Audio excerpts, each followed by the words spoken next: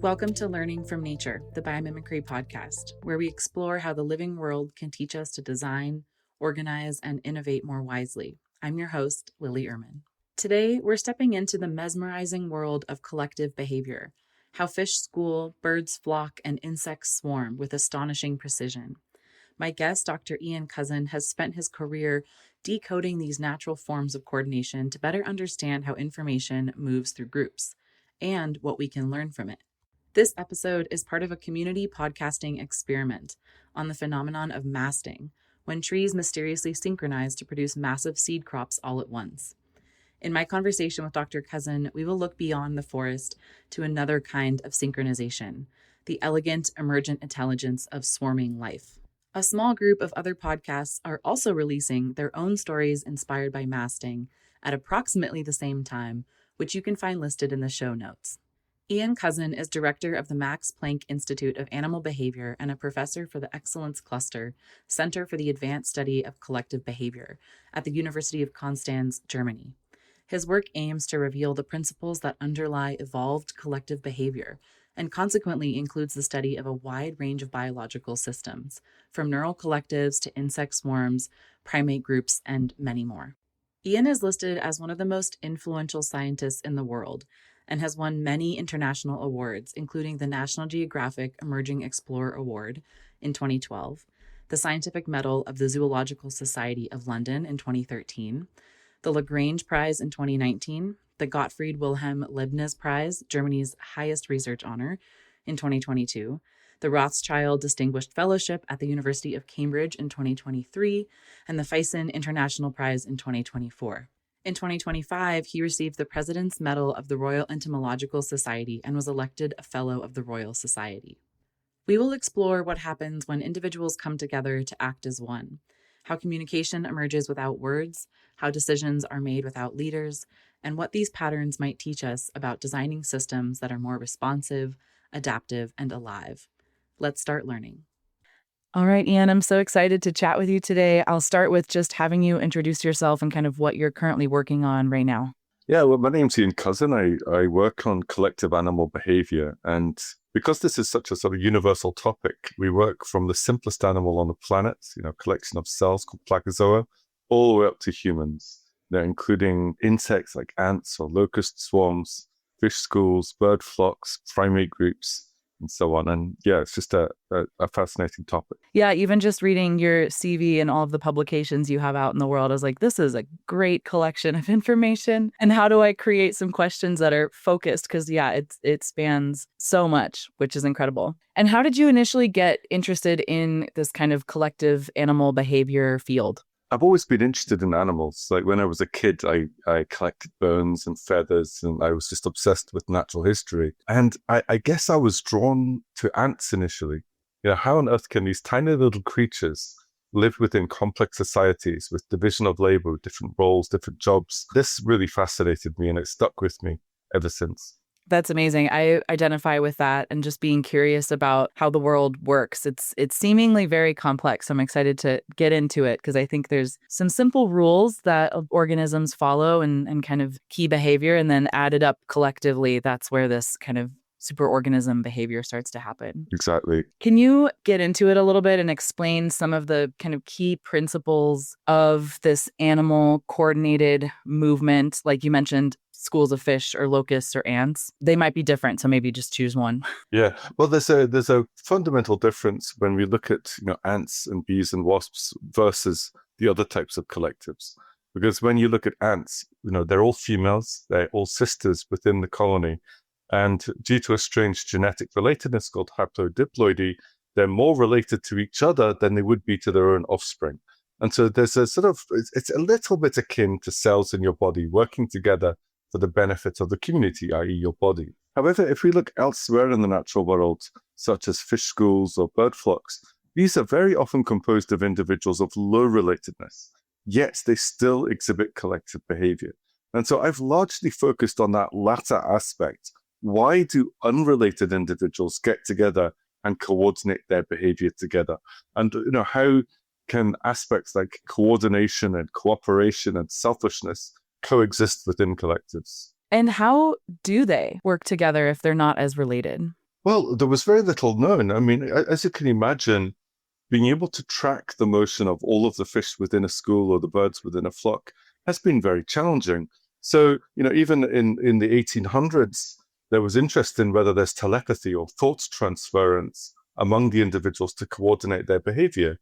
What we now know is that there doesn't need to be a sort of global leader. There doesn't need to be mind reading. Simple local rules among the individuals, such as copying the behavior of those around you, can result in surprisingly complex behaviors within these types of groups. That's amazing. I'm thinking of starlings. We have a lot of starlings here that are oftentimes flying outside my windows, and murmurations. Is this a similar concept, and where they have kind of rules that they follow and then they all stay together to be in this group that's moving in a very cohesive, beautiful way through the air? Well, that's another fascinating thing about collectives. I always say this to my students, there's so much we don't know that anyone can make a huge advance in our understanding. So murmurations is a really wonderful and beautiful example. And so my understanding is that in the United States, these were introduced into New York City when someone had the wonderful idea to introduce all of the birds that Shakespeare had mentioned into the Great US. idea, except that they're very invasive. Yeah. They're very invasive. But they create these wonderful patterns, typically in the autumn, where they're beginning to forage in agricultural fields. And, we still don't know why they do this. Some people have argued, well, as to protect themselves from predators. But anyone that observes these murmurations realizes predators come from all around to hunt them within these particular aggregation. And, I think, a plausible explanation is that at this time of year, it's hard to find food, but when you find it in an agricultural field, for example, it's easy to share it. And so there could be selection pressure, even for selfish individuals, to share information. Those who have foraged well can exchange information with others. Well, how do you know who's foraged well and who hasn't? And one of the great things about animal groups is that they're almost like a living fluid. And it's that stirring behavior, that self-stirring behavior, that leads to remarkable properties. For example, if you were to put a drop of milk in your coffee, how long do you think it would take to diffuse through the coffee? A second, 2 seconds, maybe? It takes about a day and a half. What? Now, if you stir it, it's near instantaneous, right? If you stir it, it's maybe within a second. And so I see these murmurations almost like a self-stirring flock. Or if you shake your cereal, the big bits go to the top, the small bits go to the bottom. What I suspect is happening is in the evenings, these birds, those that are fed well, are much heavier than those that haven't. And so they stir, and then the heavy ones end up in one region, the light ones end up in another region. And then when they come down almost in unison, and then they sleep together. And in the morning, because it's so cold, they've had to use up a lot of their energy overnight. So in the morning, the differences in weight are very small. And they've been able to store the information, like who is informed and who is not informed, in the geometry, in the space, the spatial locations. And then it's been observed in the morning, they go out in waves. And it potentially allows you, if you've done badly the day before, not to copy those around you. If you've done well, that the others around you are more likely to have done well as well, so you can exchange information. And so I think it could be what's called an information center. But this has never been tested. How do we track the individuals?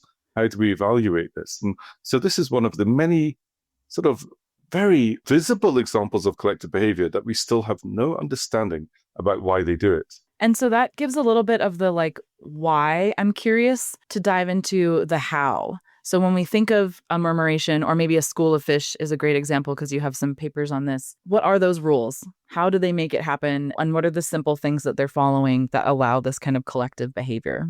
So for a long time, we speculated that individuals might be following relatively local rules, so sort of copying the behavior of those around you. And because we'd seen that individuals tend to move together, we assumed that there must be alignment. You align the direction of travel with your near neighbors. And potentially, then if you become isolated, you begin to become attracted towards individuals. And if you get too close together, for starlings in flight, they can even die through collisions. And so you want to avoid others. What we've now discovered, at least for all of the experimental systems like schooling fish that we've studied, is that's probably not quite correct. So there are local interactions among the individuals, but they're not so local. imagine, you can see a murmuration from quite far because there are many, many individuals. So visual interactions need not necessarily be local. An isolated starling can move towards the others. So in that sense, the interactions are only local when you've got lots of neighbors around you. We've also found that there's no evidence that individuals explicitly align with each other. And so what they tend to do is they tend to repel close, not collide with those close, and be attracted to others over a longer range. And the alignment, this flying together or schooling together, is really an emergent property. So it's not in the rules of interaction, but it emerges from just attraction and repulsion among the individuals. That's fascinating. Yeah, I think in my brain, I simplify it, and we like to simplify things as humans, so that makes sense a little bit. But having those simple rules is a baseline. And then I think there's probably a lot more that's happening. So thank you for kind of getting into that. And then when we're thinking about this collective behavior, I'm now kind of shifting to the locusts and maybe the more swarming behavior. What triggers that? And is that something that we understand? Is there still a lot of pieces that we don't understand? How does that happen? So in the case of desert locusts or plague-forming locusts, we've probably seen these on television. These can be devastating. They can actually impact up to 1 in 10 people on the planet through food shortage. And what most people don't realize is that locusts don't like being together. Actually, they're shy, cryptic green grasshoppers. If they're left alone, they will just be able to avoid each other. They meet together to reproduce, and then they avoid each other, much like the grasshoppers you find in your garden. Now, these locusts, they live in sub-Saharan Africa. And when the rains come, the monsoons come in, there's plenty of grass, there's plenty of vegetation. This is fine. So they can be these shy, cryptic green grasshoppers. But then if the population gets too big, and or if there's a drought, then food becomes limiting. And what these locusts have evolved to do is to dramatically change their behavior. If they're forced to come together, they will, within hours, start becoming social, start becoming gregarious. And, when you're together with hundreds of thousands or millions of others, you can no longer hide. So being green and cryptic is not the best strategy. So when they shed their skin, they become black and yellow with bright red eyes. And they start to eat toxic plants because you can no longer hide from predators, but you can sequester toxins from the environment. And they exhibit this remarkable behavior of swarming together. As far as you can see in the landscape, marching in unison are these individuals, because they don't get wings until the final stage of their lives. So swarms are, through most of their lives, are sort of walking through this habitat, but they can extend over literally hundreds of thousands of square kilometers, containing billions of individuals, some of the largest groups we find in nature. And is it the rains that trigger that? Is it, like you said, this drought, so maybe the food scarcity, they all get really hungry? It's not really the rains or the hunger itself, but it's the being forced together. If they can smell and see other individuals, or they feel the touch of other individuals, this causes a cascade of gene switches and changes the whole physiology. I mean, it's quite remarkable. It's like having two organisms within the same genome. It's called phenotypic plasticity. They can switch from one type to the other. But then the question becomes, well, why on earth do you become social and do you start marching together when times are hard? And there are multiple reasons for this. One reason we discovered is that, in actual fact, this is something we always have to be careful about in biology. The difference between coordinated behavior and cooperative behavior. Just because the locusts are marching in unison doesn't tell you whether this is a cooperative behavior or not. And in actual fact, we discovered that it's driven by cannibalism. When they become short of food and they're in a desert environment, they become short of essential nutrients, particularly protein, salt, and water. Well, what is better, what is more perfectly packaged than another individual with exactly the right ratio of nutrients to build your own muscle, to build your own body? And so they turn on each other. And then, if others are coming to try to eat you, and you are trying to go and eat other individuals, it turns out that the stable, the evolutionary strategy that optimizes this process is to move away from those moving towards you and move towards those moving away from you. The outcome of that is a marching band. And so far from being cooperative, they're actually on a forced march. Stop and you get eaten. And so they're kind of driving each other forward. But that has certain benefits, a bit like humans lost at sea in a lifeboat. If people die, they can then eat others. It's rather gruesome, but it can help them survive these periods of severe lack of food or water. I mean, this is kind of what the locusts do. It allows them to survive these journeys across the desert. And by marching together, they can march in a very directed way. If you pop a human in a desert, you might think you're marching in a straight line or you're walking in a straight line. If you have to track the person, they often walk around in circles because it's hard to see the visual cues.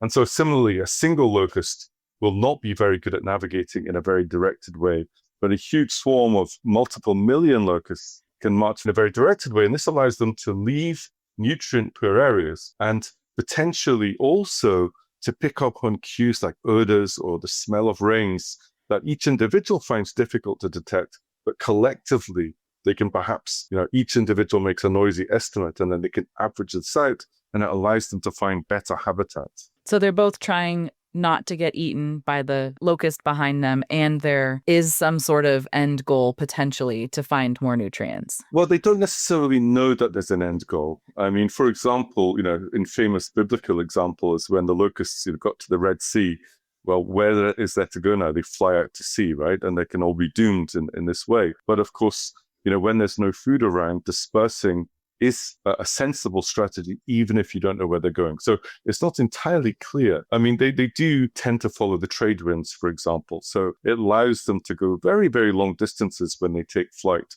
But it doesn't guarantee them anything. It doesn't guarantee them that they'll find food. But certainly if they were to stay where they are with nothing there and with the habitat completely overeaten, then they would be doomed. And so it's better than that. And, and again, as I said, being able to consume others can allow you selfishly to survive at the expense of other individuals. Backing up to the moment that this starts too, because this is maybe just, I'm curious and I want to dive a little deeper. You mentioned that when there gets to be enough of them nearby, then this is triggered. Why would there be an instance where there's enough of them nearby? Is that because the nutrients are so low and they continue to reproduce, so there's more individuals in a certain area and then they're out of resources? Or how does that come about? It's because the resources become very patchy and limiting. And if there are limiting resources, you're forced to come together to compete over the same resources. So they're forced to come together because there's nowhere else to get food. Again, much like humans, if there are very limited food sources, you get this very, dense aggregations around those limiting water or food sources. That's what's happening there. Yeah. And does this happen frequently? Is it pretty rare? And yeah, I guess it depends on the seasons and the resources in the year, but how often are we seeing this happen? Well, I think we see it relatively infrequently, but that doesn't mean it's not happening all the time at small scales. So it could be that locusts are gregarizing over small local, lacking resources, but it doesn't really matter to us. And it's only, I guess around every 10, 15, 20 years that there are massive swarms, huge swarms. And it's been quite hard to predict when and where these swarms will form because it's driven by weather patterns. And we're not good at predicting weather patterns, or maybe it's impossible to predict weather patterns long in advance. But what it is known is that due to climate change, these weather patterns are getting more extreme. And even though humans have got much better technologies than we've ever had before, locust swarms are getting larger and are getting more unpredictable, because when the monsoons come in and dump all this rain, this can cause this solitarius population to grow and grow and grow. But then a sudden drought can cause this huge population to suddenly be forced to come together for limited food, and then they start to gregarize. And once the swarm starts moving, then any individuals that were solitary get kind of sucked up into the swarm and they transition into gregarious types. So if you imagine as the swarm moves through the habitat, they're picking up all of the individuals. Even if those individuals are locally have enough food, suddenly when there's tons and tons of others, they transition. And so the swarms can build and build and build as they move. Yeah, this is such great information, and I'm wondering if it can inform how we respond to them. So that leads me to this question, maybe in a more general sense, and we can get specific with locusts too, but can you explain how understanding animal swarms or collective behavior might inspire solutions in technology or engineering? And yeah, maybe solutions for the problem itself. In the case of locusts, this is clearly a huge problem. I mean, as I mentioned before, the impact the livelihood of 1 in 10 people on the planet through food shortage and they contribute to humanitarian crises in places like Yemen and Sudan and so forth. A lot of people ask me, well, does this mean you can sort of guide them away or something like that? In actual fact, what we really need to do is to be able to have a predictive understanding of where swarms will form and also where they will move. And that will allow us, a bit like weather, to begin to predict where are they going to go next and to give people early warning to be able to deal with these types of swarms. So that is a very direct benefit to humanity if we can try to move from a sort of very limited understanding that we had only sort of 20 years ago to being able to use computational models to understanding the behavior to predict the collective. But in other cases, understanding collective behavior can have all sorts of interesting connections to technology, for example. If you look at schooling fish or flocking birds, they're extremely exquisitely capable of moving together, of coordinating their motion with no instructor, no one coordinating or orchestrating this motion. Now, we live in a human society where we haven't evolved in large collectives. Humans can readily accidentally crush or form crushes. And so developing safe stadiums, safe cities, safe environments for large numbers of pedestrians, but this needs an understanding of the physics of collective behavior. Also, in a society where there are autonomous vehicles moving and interacting with each other, that could potentially lead to gridlock unless you use the type of algorithms that nature uses to have this very effective traffic organization. And also, we find that the way animals have solved these problems of coordination can be incredibly useful for robotics. Well, for example, we've shown how, we used virtual reality for animals. We developed virtual reality for fish and for ants and for locusts. And we've been able to then understand how they respond to the social cues. And then we've programmed this into robots, into drones, into vehicles, into watercraft, and shown that these evolved responses that we take from nature are highly effective for our own coordinating robots together. Are you excited about the potential of biomimicry and want to begin your own journey in this field? Take the short course set from Learn Biomimicry and kickstart a nature-inspired future. Use my code LEARNINGFROMNATURE, that's all one word with no spaces, to save $60 when you purchase the Biomimicry short course set. Just head over to learnbiomimicry.com/learningfromnature. I'm curious if we can dive deeper into that. Like, what does that algorithm look like? Can you give us a peek into how that algorithm might work based on swarms and collective behavior? Kind of high level. We don't need to get super detailed because I'm not sure my listeners would I wouldn't totally understand. Well, I mean, I'm still struggling to understand it. I mean, one of the most remarkable and surprising things I think in my whole career is that, we were studying how fish or birds within groups coordinate their behavior and showing that, local, individuals copying the behavior of those around them means that, if some individuals want to go one way in the group and others want to go in a different direction, they're effectively competing with each other. And it can allow the group to sort of come to a consensus regarding where the majority wants to go without the ability to count or to know if anyone agrees with you or disagrees with you. Just with these simple local rules of influencing those around you locally, we found this amazing capability. And then when we studied the mathematics of that, we suddenly realized that actually this is very similar to how neurons in the brain come to a consensus regarding where to go. If you imagine an individual within a flock and you've got two birds going to your right and one bird going to your left, or one bird going each way and you get stuck in deadlock, this is problematic. You have to make a decision. You have to break deadlock. You could be eaten by a predator if you don't make a decision. And so we actually find that the brain itself behaves like a flock, in this case, a flock of neurons, to come to a consensus where the animal should go. Collaborators in neuroscience in the last 10 years have literally discovered a ring of neurons in the brain where this competition is happening, where neurons are exciting those with similar preferences, i.e. if they detect a bird over there, but they then inhibit those with different preferences. A bit like humans. You tend to, talk to your friends, and if you've got common interests, you will reinforce each other's interests. But if you've got very different views, you will often become polarized and either not interact with those individuals or actually try to sort of stop them believing what they believe. And so this type of what's called a consensus mechanism occurs both within animal groups and within the brain of the animals. And I think the really surprising thing there is the discovery, quite unexpectedly, for me at least, that even though those scales of organization are so dramatically and wildly different,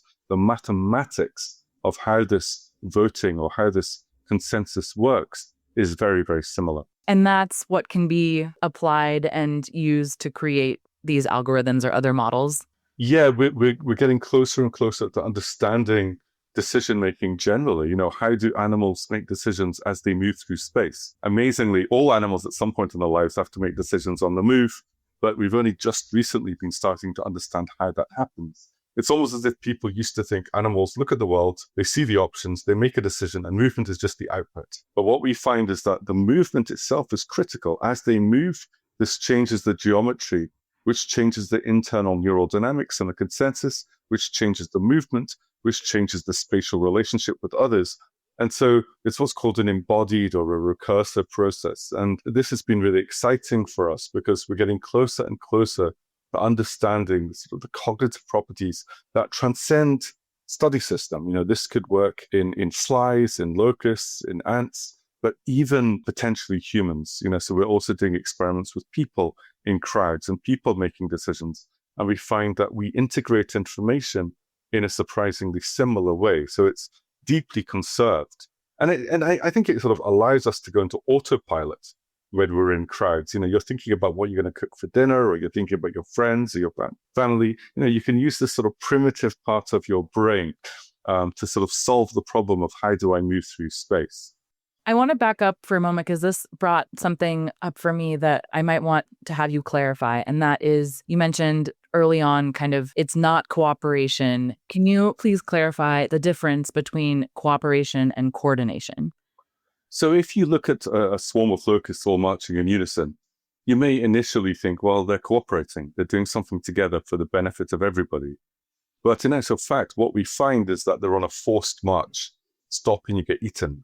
So it's coordinated, but it's not cooperative. Whereas when we look at, say, a fish school, it may look very similar. They're all moving in unison. You may think, well, are they trying to eat each other? No, they're not.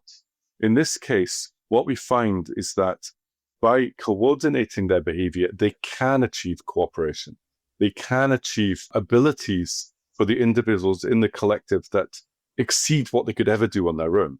We've been able to show, for example, that individuals within large groups can sense environmental gradients and respond to those gradients over very long distances that the individuals themselves are not even aware of. The individuals just use simple local responses to each other and to the environment, but the collective can solve challenging problems. And another example of this in nature, of course, is the brain. Or if you look at artificial neural networks, each artificial neuron is really, really dumb, yet put hundreds of thousands or millions of these neurons together and you have ChatGPT. And similarly, human neurons, of course, are much more sophisticated than these artificial neurons, which is a fascinating question. What if we make artificial neurons more sophisticated? But it gives rise, at the level of the brain, to consciousness, to poetry, to creativity. And so even though I'm not claiming that there's consciousness or whatever, in a fish school or a bird flock, nonetheless, this network of communication that's evolved over millennia to process information. Like, some individuals see a predator and they respond to it. And this causes a wave to percolate across the group. So other individuals can respond to that threat without even seeing it because of this coordinated behavior. And so collective behavior is really something, I think, very fundamental to life itself. Our bodies are a collection of cells. Why did cells initially come together? Well, it's because you can do more together than you could on your own. And so evolutionarily speaking, I think you just kind of mentioned this, but the cooperative behavior evolved because those groups are more likely to survive together than they are individually. Yeah, it's that the individuals in the group all benefit. It's a mutualism, effectively. Everyone benefits. And there can often be conflict within groups, so it's not always the case that everyone benefits. Sometimes, you can have what are called cheaters. This is an example in our own human body of cancer. These cells are breaking the rules and, they are just trying to propagate themselves. And that's all natural selection cares about. That's all evolution cares about, being able to propagate at the expense of others or do so at a higher rate than others. But there are certain circumstances in nature where the best strategy is to cooperate with others. But typically, when we look at social societies, including, of course, our own human society, unfortunately, cooperation is not commonly seen as a sort of universal. You typically would have individuals that tend to cheat or to invest less because they can benefit from the collective. And so that leads to a tension between cooperators and defectors or cheaters. And typically we have a sort of balance of both within most populations. And thinking about cooperation and potentially some coordination, how do these individual organisms, species communicate in order to make that happen? And I know we kind of talked about like the simple rules, so it's not always happening, like starlings aren't, talking to each other to make that happen. But are there instances where there's a unique strategy for communication that's happening between organisms in that swarm or in that coordinated effort? In many of these groups, there has been relatively little study directly of the sensory basis or the sensory information. For example, within the starling flock of the murmuration you mentioned before, visual information is very important, seeing the movement of others. But if anyone has been close to these murmurations, you can hear it. You can hear the turning of the wings. And so I'd be surprised if acoustics is not also important, but that's not been studied yet. Many of the fish species that we study, they tend to use vision, and sometimes they also feel the flows generated by other individuals, called hydrodynamics. And so there need not necessarily be one sensory modality. In others, like starlings that we've studied within the lab, foraging on the ground, they're constantly chirping away using vocalizations. And they will use more vocalizations in habitats that are more dense, where they can't see each other, allowing, because sound can travel around objects. And so this is a very effective way. And so there are all sorts of ways of communicating. Cetaceans will use ultrasonic communication that can transmit very long distances underwater, or elephants can use ultrasonic vibrations through their feet that they can feel at distances. And so one of the most remarkable things about the natural world is this diversity. And there doesn't, it's not necessarily that there's just one modality. It could be, for example, smell and sight are really important, or that sound is important. And they could be important in different contexts and at different scales. Yeah, there's so much we don't know, and I love that. So many, I feel like, naturalists realize that the more you know you don't know. And I love that. That's exactly right. I mean, when we look at schooling fish, half of all vertebrates are fish. Yet we've studied tiny fraction. And, the public often has a misconception and think that fish are stupid, have a short memory span, but they're very smart. And you can actually find a species of fish that can solve any problem that a non-human primate can solve. The difference with primates is primates have, they can solve many problems. Here you kind of have to pick a fish that can do this problem and another fish that can do that problem. So there's a difference between sort of generalized intelligence and the intelligence of fish. But these animals are really quite smart. And there are so many hidden ways of communicating that we're only just beginning to touch the surface of. That's a great segue to this question that you might have touched on a little bit, but if you're able to offer more insight into recent breakthroughs or developments in understanding communication networks within swarms or within coordinated behavior. So I think, akin to neuroscientists, we're trying to understand how this network of communication gives rise to sort of intelligence. So if you look at the brain, you can look at the physical and functional connectivity of the neurons, how they talk to each other, and how this gives rise to decisions made at the collective level. Now, when we look at animal groups, the connections between the individuals are invisible. There is no physical form. And so we need to use modern technologies like automated tracking methods, using artificial intelligence to track and identify individuals, but also to reconstruct. Say, for example, we've reconstructed the pathways of light. So we track the animals in 2D or 3D, we calculate where the eyes are, and then in a computer, in almost like a video game, we can then reconstruct that scene in a video game type scene. And then we can ask from the perspective of each individual, what can they see? And then we can ask, how does the brain process that information in terms of making decisions? So we have to do this indirect method because we're sort of visualizing the invisible. And this allows us to begin to understand how the brain processes, for example, visual information or acoustic information, and uses that to make decisions. But we have to kind of, reveal these hidden networks and look at their structure and their function. And I would say this is the very cutting edge. And there's a handful of studies that have used this methodology to date. But, it's accelerating. We're getting better at doing this all the time. And where do you imagine applications of this? We mentioned a little bit early on, kind of maybe city planning and making more resilient spaces with huge urban populations. How could these findings and this kind of new approach really contribute to a greater understanding for other areas potentially or challenges that society is facing? I personally think it's really important just to study the world for the sake of studying the world, and sort of fundamental knowledge for me is usually my priority. But if you think about these networks of communication, they've evolved over millennia to allow these groups to solve complex problems, to find food while avoiding predators, while finding mates and so forth. And what we've found is that if we look at the structure of these networks, they actually have very interesting mathematical properties that are quite different to human networks. If you look at human social networks, they haven't evolved. There's no, and so if you look at how information flows across these networks, it's not very effective. It can allow misinformation to spread very quickly. It's not informative. It's not the best structure to make good decisions. So I think we can really learn from nature. How can we better structure our communication channels? How can we better structure, what's the best group size to make decisions? How does the diversity within a group impact collective decision-making?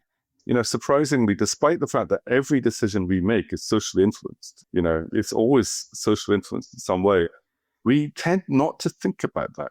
Humans tend to have this obsession with the individual, the genius, the Einstein, Steve Jobs. And this is often quite unnatural. Often decisions are made together. And it's quite rare to have these very special individuals. Often, in most cases, in most businesses, in most family lives, decisions are better made together. And, I'm always surprised that we don't yet have a really solid scientific understanding of how to make societies make better decisions.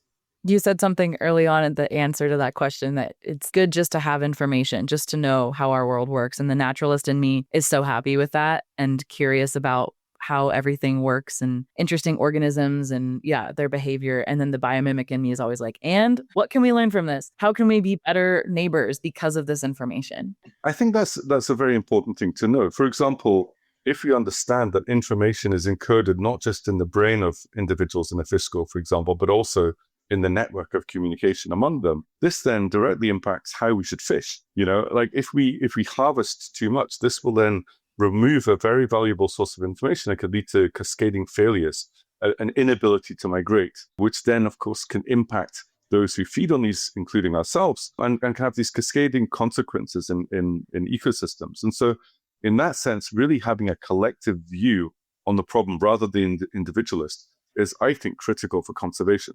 We now know that all of the great migrations on this planet are driven through social transmission of information. And so this is really fundamental. There are also ways that we can benefit from animals. We, for example, looked at hydrodynamic interactions, how fish swimming together can save energy. And not only does that allow us to build biomimetic fish, so fish that swim like real fish and can benefit in the same way, but as you can imagine, if you send in a submarine or an underwater vehicle with a propeller, this creates a heck of a lot of noise, and bubbles and cavitation noise and so forth. It's very disturbing. So if you're going into a coral reef or a sensitive environment, this is a terrible thing to do. However, if you have a fish-like robot that can elegantly swim like a fish, we find that we can go into these habitats and really observe them with little to no disturbance. And so we can benefit from the technologies that nature has evolved to develop, ways of both surveying and interacting with our world in ways that are going to be very important for sustainability and for, gaining deeper understanding into habitats that are quite difficult to look at.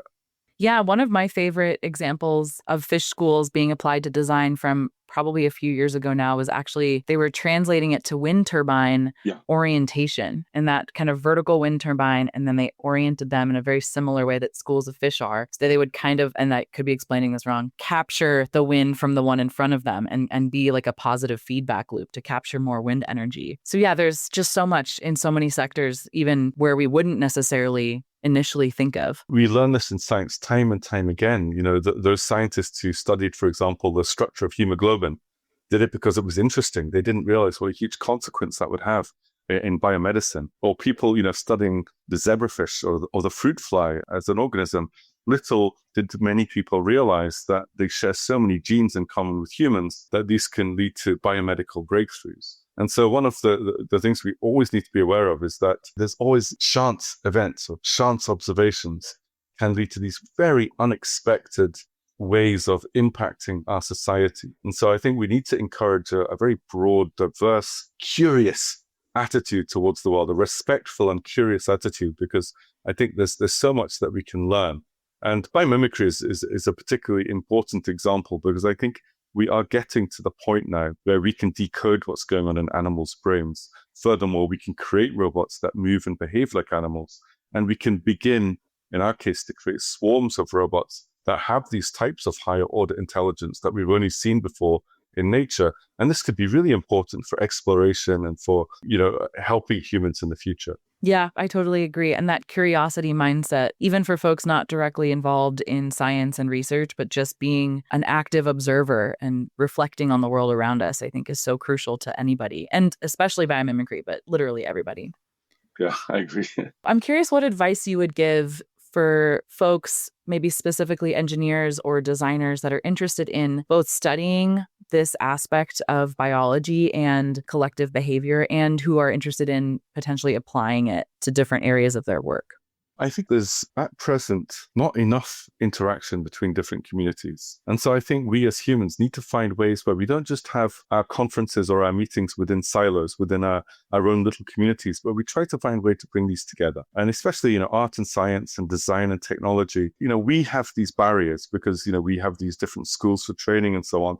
It's all very artificial. And most of the interesting questions transcend which discipline. And so I think there's a heck of a lot of scope. And it's more, now we have an opportunity, thanks to online technologies, to find each other, to find others that have similar views and perspectives. And while it might still be quite challenging to get funding at these interfaces, there's no reason not to start talking together and working together and seeing how these concepts can sort of mutually reinforce each other's understanding of how the world works. Yeah, that reminds me of the concept of symbiosis and how two independently evolved organisms can lead to a huge jump evolutionarily. Similarly for collaboration, right? So we have two groups who've been siloed. I'm thinking engineers, designers. How do we bring them together? Because it can lead to really incredible innovations and discoveries. I totally agree. And I think people, there do exist people at the interfaces, and they're really doing remarkable work. And hopefully, as science progresses, we have less disciplinary boundaries, because, as I said, it's a construct. My undergraduate students, we put it on them. They don't come with this preconceived boundary, right? It's the way we're teaching is restrictive and so forth. And so we need to think about ways that we can make science much more fun and engaging. And I love collective behavior because I love visual arts, and it's just so visual. If you look at a starling murmuration, come on. Yeah. You can't but be astounded by that phenomenon. And this is a perfect way to engage people. I often have students that say, I don't know anything about maths. I don't like computers. But this, again, it just takes time for them to realize, well, I don't know how to solve an equation, but it's just having that appreciation of the mathematical beauty allows me to collaborate with mathematicians to solve these problems. So again, like a collective, we get people together with different skills. I have had architects in my group before. I've had musicians, I've had diverse people, and these always bring novel and exciting energy and attitudes and diversity. And one thing we do know about collectives is that incorporating diversity of opinions and diversity of experiences is critical for collective intelligence. And anything that breaks that down will lead to problems. Yeah, totally. And can confirm that my conservation biology class as an undergrad many, many years ago was the moment that I got interested in math, because it finally connected the dots of this is a really useful tool to understand the world. I think I've talked about this in the podcast before, but I'm so bummed that a lot of the ways we introduce math, at least in the US, turns people away. It discourages them. And how do we bring people into biology, to math, to architecture in these ways that's inspiring curiosity and gets them thinking deeper about this is making connections for everything I see in the world. Math is related to everything. Biology is everywhere around us. It's magical, but so many people miss out on that because our education system fails them. That could be a whole nother podcast, but I just appreciate you saying that because I think it's important. Yeah, I couldn't agree with you more. I mean, I had the great pleasure of being the distinguished Rothschild Schwarzschild fellow at Isaac Newton Institute as a math institute at Cambridge University. And I'm pretty damn confident that I'm the only distinguished fellow in that institute that doesn't know how to solve an equation in the entire history of Cambridge University. And it's because I dropped maths when I was 15 years old in favor of art and creative writing and pottery of all things. I regret it. I really regret it. Now I work very closely with mathematicians. I even had the pleasure, as I said, of having a distinguished fellowship at one of the best math institutes in the world, but I still don't know how to solve an equation. And so I'm in a similar situation. But I also, as part of that fellowship, I'm not ashamed to say this, that I don't know how to do maths. I mean, it surprises people. But I think what's very important is to understand how powerful it is and how beautiful it is. And to also have this visual way of connecting with mathematicians and to work together is really important, that it's not us and them. Really, it's a beautiful, it's probably the most beautiful way humans have yet found to understand the world. And I love being part of that, even though I can't speak the language literally. Somehow I'm able to communicate and hopefully contribute. I think that's really important. Let it be known for all listeners. Thank you so much, Iain. This has been lovely and super fascinating. I'm curious if you have any other things to share, exciting stuff coming up that you want to put out into the world. Oh, well, I mean, I just think it's just so exciting to talk about this science, and I hope people are interested in it. And I mean, I've just had a meeting with colleagues from all around the world who we're studying wolves, trying to understand wolf societies. What do we know about wolf societies? Very little. Everyone knows about wolves. And so we're studying sharks and discovering that sharks have complex social lives. They're super smart. And, what a privilege and a pleasure just to be able to go around the world and look at collectives and try to understand and make some sort of contribution to understanding how this all works and how this builds together. Yeah. Oh, what I would give to be a fly on the wall for that conversation. So many cool things out there that we are just starting to understand, have no idea how it works. Then, get to dive into that knowledge and be curious. That's awesome. And many, many, many of our preconceptions are shown to be utterly wrong. And I find that exhilarating. Some people think, oh, isn't it, awful when you discover your previous theories are wrong? No, it keeps me alive. It keeps me young. Yes, I love that. Amazing. Thank you so much. My pleasure. Thanks for tuning in. This is a quick reminder that we have some really awesome nature nerd merch like shirts and stickers so you can help support the podcast and look cool on your next hike. These were custom designed by my friend and incredible artist, Sarah Williams, and they showcase the amazing range of unique organisms here on Earth. You can grab yours at learningfromnature.earth/merch. I also want you all to know how much I appreciate every review, rating, recommendation, and support, as you are all helping biomimicry reach more people. Together, we can not only imagine, but create a beautiful world with life at the forefront and guiding the way.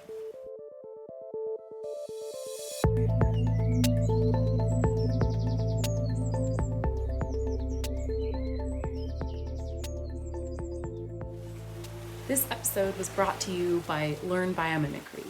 If you're wanting to start your own biomimicry journey, they have a special offer for my listeners. I've known about Learn Biomimicry for ages and actually was a mentor for one of their programs briefly a few years ago. I've seen firsthand the impact it can have on folks.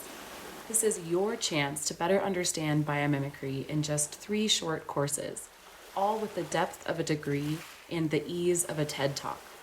Today, Learn Biomimicry has helped more than 1,679 learners from over 41 countries practice biomimicry in their personal and professional lives.